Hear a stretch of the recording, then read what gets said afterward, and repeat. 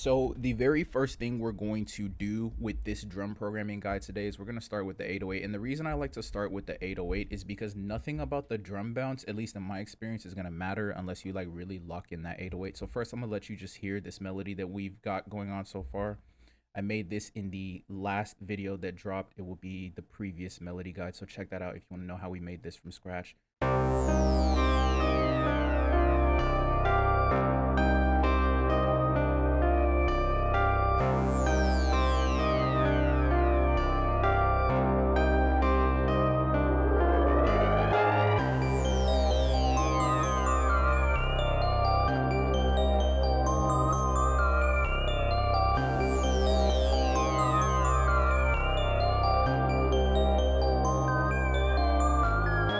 But basically the first thing we're going to do is hop into the centerfold and grab an 808.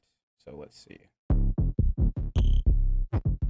So the key here is that I always just follow the root note. I had to learn the hard way that no matter what you're going to end up doing, you can lay down a pretty good solid foundation for your bass lines and 808 patterns, because 808 patterns are just bass lines. You can do a good job by just starting off with following the root note of your chord progression. So if you deadass have like just one chord or two, like just literally build it up off those root notes first. And then you could go back in and sauce it up. After, you can get creative. You can even start making them sing. Now, the more chords you have, the more root notes you have to follow, so it can get a little bit more difficult. But like the core key concept of this is to just follow the root note, lock in a tight bounce, and then kind of build off from it. The first thing I'll do is like actually find the root note.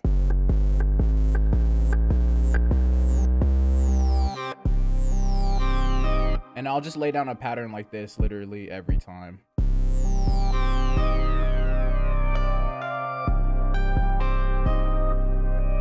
So the next, I'm gonna just tweak the envelope of the 808 so that like I can control the note lengths. And you've probably seen this a bunch of times, but if you never have, it's like, this is basically what that allows you to do. So I think right there, I wanna do something like this. And I just want it to pause like that every time. And then maybe this is when I start saucing it up. But again, I'm really still just using that root note. Like nothing drastic has really happened, at least from like a tonality point of view.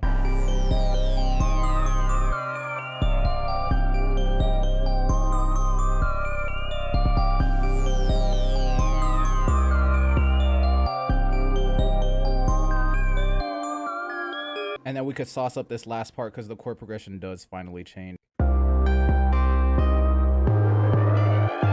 And now we're in key with that part at least.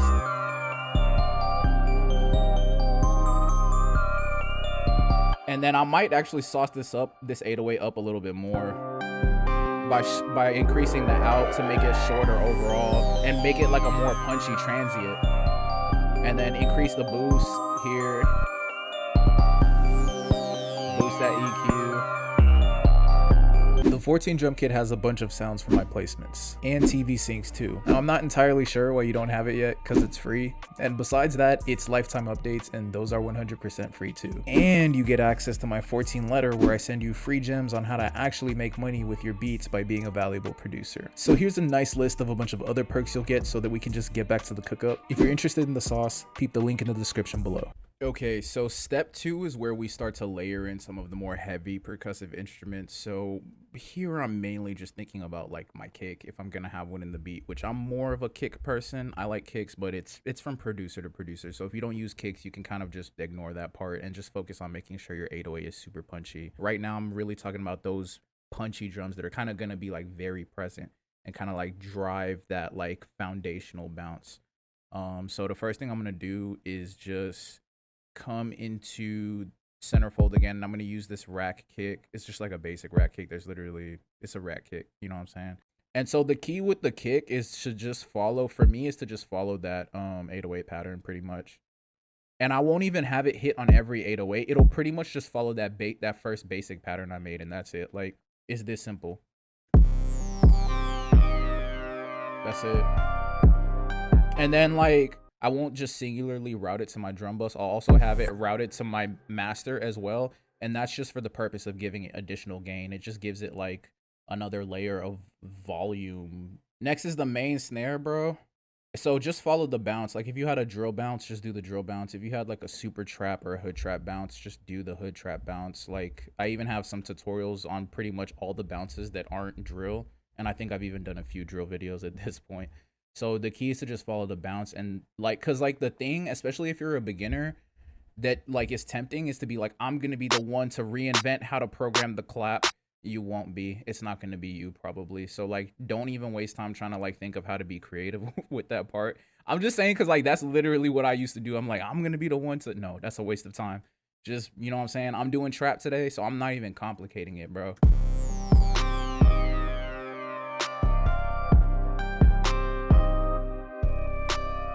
I like that. And so the last thing I'm gonna do is just add like maybe some accent snares or some accent claps.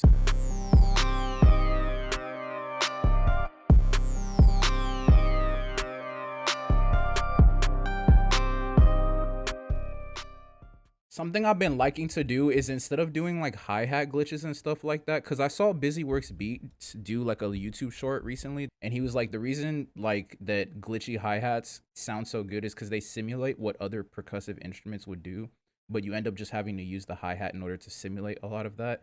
And so he says the way you can kind of like simulate that without having to do the glitches is to just be creative in the way you arrange your other perks and stuff like that. So this will make sense in this part and the next part as well. But basically, I'm just programming this accent clap in almost kind of like weird places, but thinking about it from the perspective of like, where would I program those weird hi-hat rolls instead?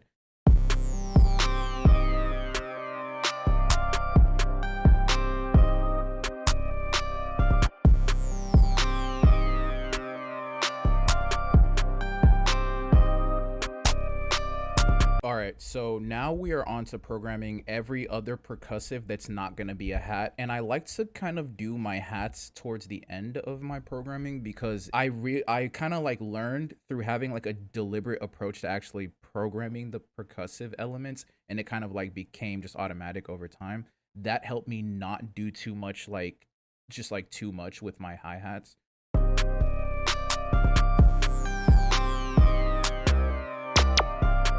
Like I'm literally just trying to pick my spots before I clutter everything else up with hats.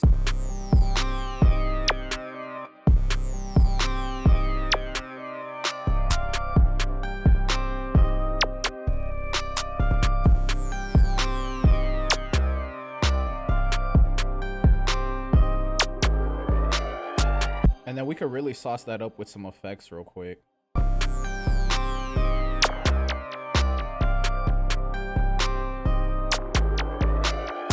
And maybe like one more snare for like just a little bit of...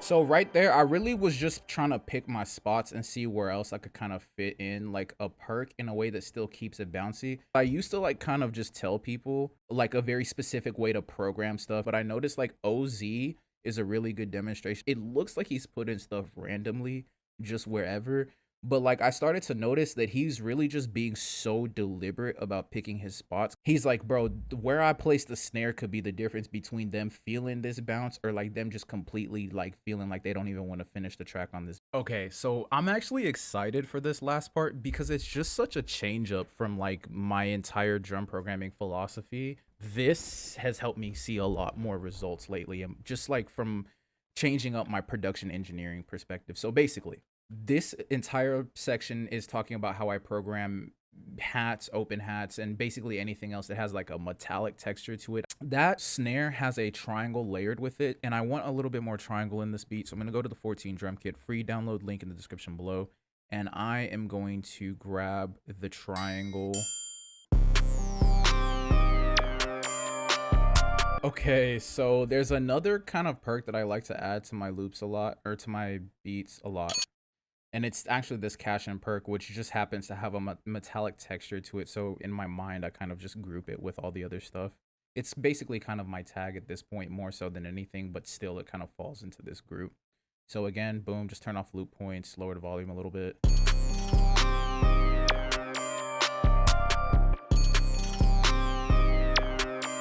And maybe toss on just a few effects on there. Just delay pretty much is all it needs.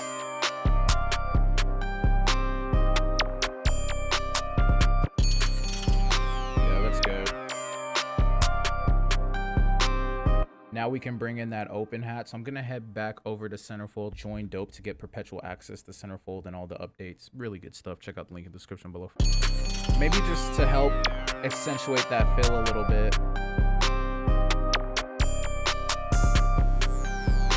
That's hard. So once that's all done, then I will program the hi-hat. And look, man, it's not gonna be anything magical. Like, I really feel bad for the homie who was waiting to see like the glitchy hi-hats, because it's not that at all. As a matter of fact, it's pretty much this every time right now.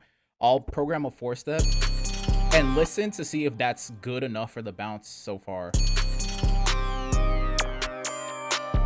So I still want like basically double the amount of bounce, which is where that 2-step programming comes in. But I found a preferable way to do it, because we still want to do that thing where we manipulate the velocity. Basically, I'll come to the miscellaneous functions of the hi-hat. I will reduce the echoes to 1, and then I'll reduce the time to 2, so that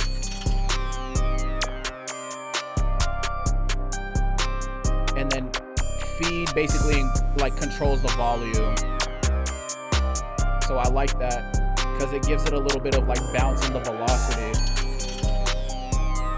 Now I just come in and I pick my spots based off of that. So basically, maybe I just want a little bit of space.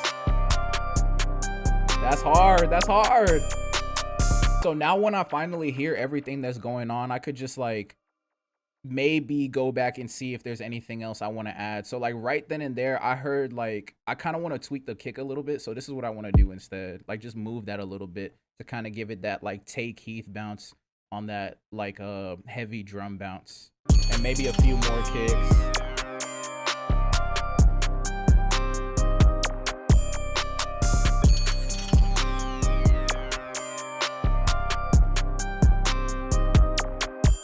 All right. And that is basically it for this entire drum programming guide. If you want to know about arrangement or deeper concepts on mixing, I actually have a brand new mixing full guide coming to the channel ASAP. I also have a brand new arrangement guide for the channel, like automation and just like some of the more overarching production engineering concepts that I use. And I'm really excited to bring that to you guys. I'm really hyped to bring you these new videos. I'm having a lot of fun making them because I'm learning a lot from it. So thank you so much for watching. And I want to show you something as a gift. I want to show you a snippet from one of the video essays that I dropped from Dope. The video essay is called How I Maintain a Perpetual Creative State. This section of the video essay is called I'm Not Gonna Lie to You. My video essays are basically actually 4 video essays in one. I do all of my writing in 4 sections. And so what I end up doing is writing 4 shorter pieces for the full video essay. So anytime you've ever seen a video essay, that's basically how it goes. But enough yap. Check it out, and if you want to see the full thing, consider joining Dope. I love you so much, and I'll see you next time. Peace. I'm not gonna lie, this section was originally titled Hard Work Doesn't Matter, because the goal of this essay was to organize my thoughts about perpetual creative states. And just being real, I enjoy being lazy, so of course I'm gonna try intellectualizing my defense for sloth. But as I wrote, I realized 2 things. 1, hard work doesn't matter is a total lie. And 2, I was working really hard to find evidence to defend this blatant lie. This made me stop entirely and question the nature of my present effort, the hard work I was exerting to write this essay, to defend this comical stance. Why am I working so hard to write this? My brain starts cooking up answers. The first one is because I enjoy writing, and I'm like, maybe, but I like a lot of things way more, yet I'm sitting down here right now writing this. And then the next one that comes into my head is maybe it's because I'm good at writing, and I'm like, perhaps, but that's a really subjective assessment, and it doesn't explain why I'm not just doing something better right now, like making beats or working out. So I really had to sit there and ask myself in real time as I was writing this, Chew, why are you writing this? So I went for a walk to think about it, and I came back with an answer made in 3 points. First, the writing will help me solve a problem that I have, and the problem is not being able to create as frequently as I want to. Second, the writing is inherently valuable because of the solution to my problem. And third, the valuable solution will increase my career capital via self-application and sharing and teaching the solution. Since that's my honest answer, it means I can't lie to you. hard work is an inevitable aspect of life, and it's no different for beat making or music production. The thing that I've observed about life though is that the people who know how to use hard work the best achieve the most success, bar none. These are usually the seasoned OGs that have been in the game for a minute, you know, the tenured biology professor, the journeyman veteran on a sports team, the music producer next door who unassumingly has 10 billion streams to his name acquired over a decade of diligent catalog development. So the whole work smarter, not harder thing is a fallacy, because you have to work hard and no one is giving you an option regarding that, so it's best to just accept it and move on. And I've personally observed that the key is to make sure that my hard work is getting smarter over time, so basically just becoming more efficient and thus requiring less hardness of the work over time. And this essay covers how I've unconsciously used this concept throughout my life and music career. It also reduces the experience down to a practical methodology that I've developed because of realizing this phenomena in my life. And it's important because I really used to have a pretty consistent thought about making music before I really started getting good at it, and it was that